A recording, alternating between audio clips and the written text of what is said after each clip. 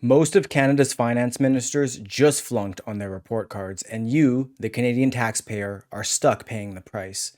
The Canadian Taxpayers Federation just released its latest finance minister report card, and here's the bottom line. Debt is soaring, spending is up in every province, and most finance ministers are making life harder for taxpayers.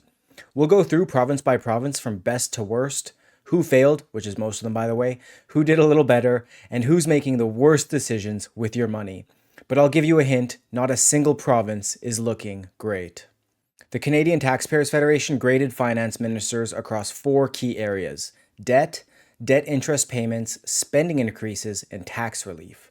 And again, not a single minister in Canada earned an A. In fact, most provincial finance ministers are flunking, and taxpayers are footing the bill through higher interest costs and bigger debt loads.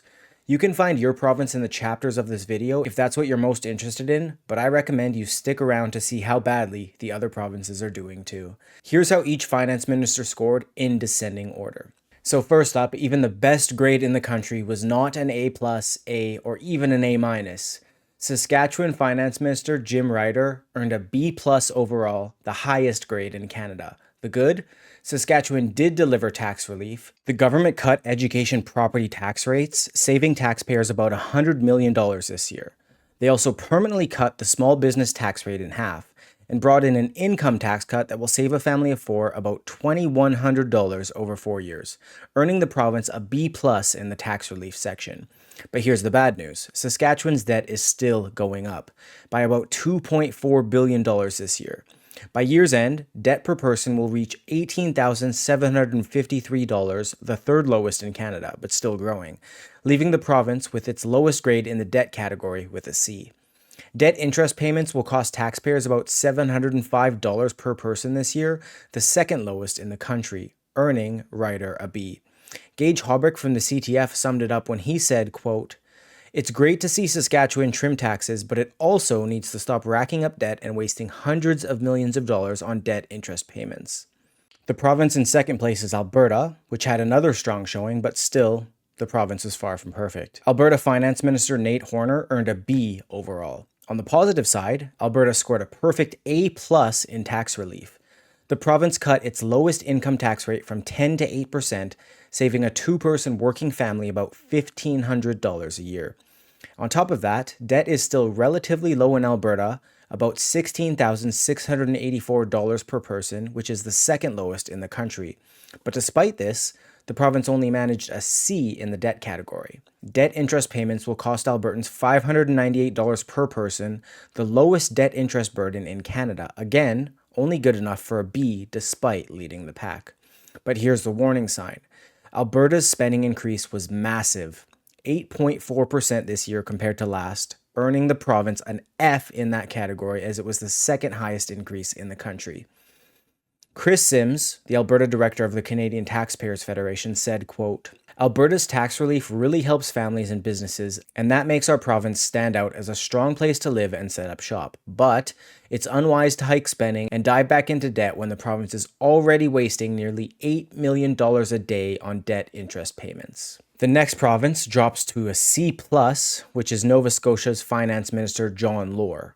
Lohr scored an A in tax relief after cutting the provincial HST by 1% and lowering the small business tax rate, a big win for families and businesses. However, the Canadian Taxpayer Federation's Atlantic director, Devin Drover, warned, quote, "The tax relief really helps families and businesses, and that makes Nova Scotia more competitive. But it's unsustainable and irresponsible to keep increasing spending and debt when the province is already wasting about $2.5 million per day on debt interest payments."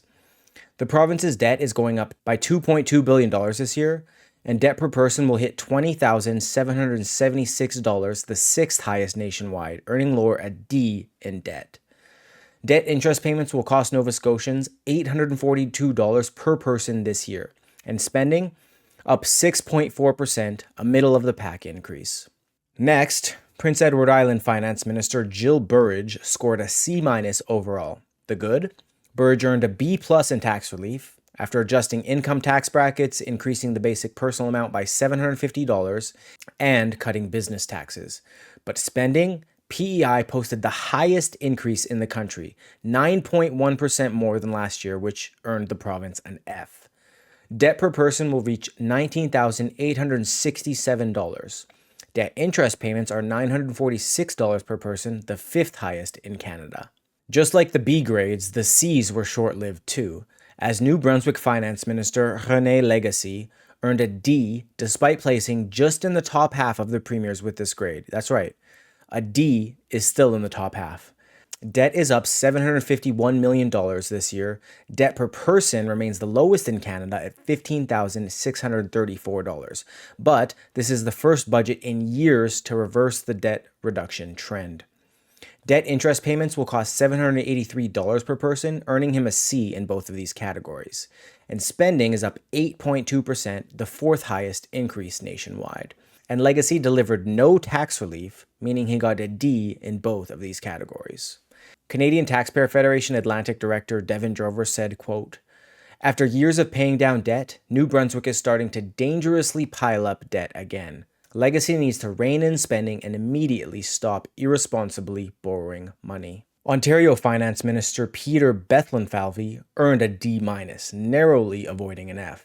Debt is soaring, up nearly $22 billion, while Ontario's debt per person will reach $28,472 this year, the second highest in Canada, giving him an F in the debt category. Debt interest payments will cost Ontarians $1,001 per person, more than $1 billion a month, narrowly avoiding an F with a D. Spending in Ontario is up 7.9%, the third highest nationwide, and earned him the same grade as debt, an F. Bethlenfalvy did earn a B in tax relief for making Ontario's 5.7 cents per litre gas tax cut permanent, saving the average family over $1,000 since 2022. Gage Haubrich, the Canadian Taxpayer Federation's communications director who actually authored the report, said, quote, "Permanent gas tax relief is great to see and will keep families saving for the long haul. But Bethlenfalvy needs to stop irresponsibly borrowing money and racking up debt." British Columbia Finance Minister Brenda Bailey also earned a D-. Debt is rising $23.6 billion this year alone in British Columbia. Per person, British Columbians will owe over $27,000, the fourth highest in Canada, giving Bailey an F in debt. Debt interest payments will be $917 per person, which totals $100 million per week in the province. Spending is up 6.1% compared to last year in BC, while inflation increased by 2% between April 1st, 2024 and 2025, giving the province a C- in debt interest payments and a C in spending increase. And Bailey broke her promise to deliver a $1,000 household income tax cut, which landed her a D- in tax relief. Carson Binda, the British Columbia director for the Canadian Taxpayers Federation, said, quote, "British Columbian families and businesses need tax cuts to help make ends meet. It's reckless and irresponsible for this government to borrow more money and saddle taxpayers with even more interest costs, so Bailey needs to cut wasteful spending to save taxpayers' money."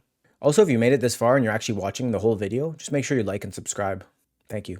So, oddly enough, Quebec was actually the only province not to get an individual press release from the CTF, but I guess that is because there's really no love for Quebec. However, they were in the full report, and Quebec Finance Minister Eric Girard might have hoped that he wasn't, considering he also scored a D-. In fact, Girard rang up 2 Fs in debt and debt interest payments, because debt is rising $13.6 billion this year in Quebec, and debt per person will be $28,356, which is the third highest nationwide. Interest on the debt will cost $1,065 per person, and Quebec's budget was so bad, it actually triggered the province's first credit downgrade since the 1990s. Spending, though, in Quebec was relatively low, with a 5.2% increase, earning a B, but no new tax relief gave Girard a D in that category. Now to the failing grades, if you consider D and D- as passing, I suppose. But starting with Newfoundland and Labrador's Shobin Cody, and I've never loved that name because I'm really not sure of its pronunciation, so I hope that's right, Shobin. Cody increased debt by $1.6 billion this year, and Newfoundland actually has the highest per person debt in Canada at $35,649, giving her an F in debt. Worse still, Last year, former Premier Andrew Furey promised the government would stop increasing the debt, but obviously he broke that promise in Budget 2025. And sticking with the F grades, debt interest payments are $2,888 per person, again, the highest nationwide. Spending, though, in Newfoundland and Labrador was up 5.7%, which is the third lowest in the country. But the budget offers no tax release, meaning Cody got a C in spending increase and a D in the tax relief categories. The Canadian Taxpayers Federation's Atlantic director, Devin Drover, said, quote, Cody again broke her promise to stop racking up government debt and put taxpayers on the hook for even more irresponsible borrowing. Now finally to Manitoba. If you were actually watching the whole video and waiting for Manitoba, I do feel kind of bad, but hey, I mean, save the best for last, or the worst, I suppose, because Manitoba also got an F. After debt is rising $1 billion, debt will reach $24,268 per person, which is the fifth highest in the country, and it let Finance Minister Adrian Salas scrape by with a D in this category. But as for debt interest payments, that earned Salas an F, costing $1,554 per person, which is the second highest in Canada. And spending is up 7.1% compared to last year, earning the province a D in that category. But here's the worst part. Manitoba is the only province to hike taxes this year through bracket creep, costing Manitobans $82 million and giving Salas an F in the tax relief category. Gage Hobrich, the CTF Prairie Director, said, quote, Salas is making life more expensive for Manitobans this year with a sneaky bracket creep tax hike. Bracket creep means that inflation can automatically bump taxpayers into a higher tax bracket and raise their taxes even though they can't afford to buy more because prices have also increased. Ridiculous. So across Canada, debt is soaring, spending is up everywhere, and taxpayers are stuck paying the price.